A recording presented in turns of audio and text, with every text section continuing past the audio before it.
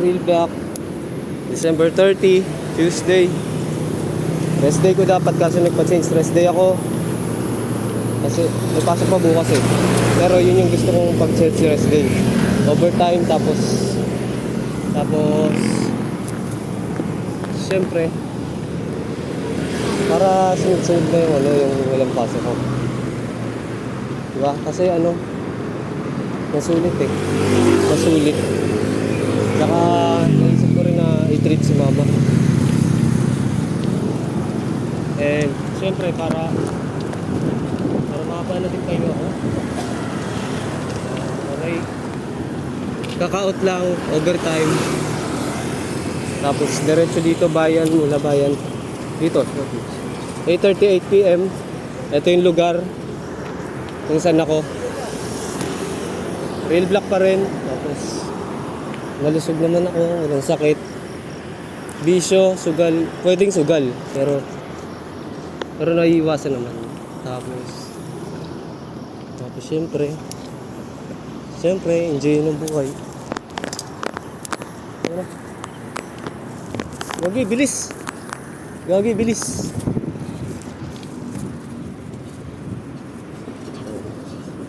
And forma ko. Bumili rin ako sa ukay, sa bayan. Tapos ano pa ba? Hello. Gagi, ba't close? Ay, hindi close. Dito na lang, alos ako preno eh. Ay, teka, try ko. Diretsuin natin to. Diretsuin natin yan.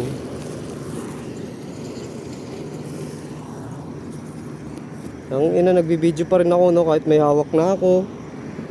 Hindi rin ako makapreno. So, totoo lang, isa lang preno ko eh. Tapos kalbo pa gulong ko. What if maplat ako dito? Sobrang layo. Pero sa dami kong na-upload na video, halos talagang may problema sa bike ko pero hindi ako kailanman na-flat ng ganito kalayo. Problema na bike ko is sprocket, tono, yung RD sa likod. Tapos kalbo rin yung gulong ko. Tapos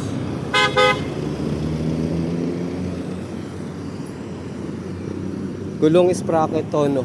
Ayun. Gulong sprocket, tono.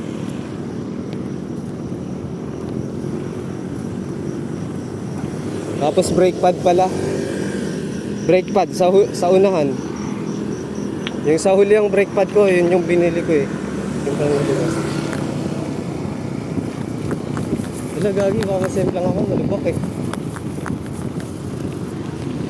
La.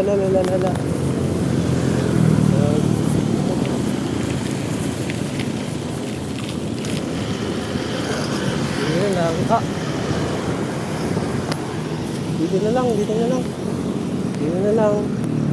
Kailangan ko gamitin yung preno ko sa huli eh. Pinanghawa ko na nga lang to sa cellphone, tapos yung sa binili ko. Dito na lang ha.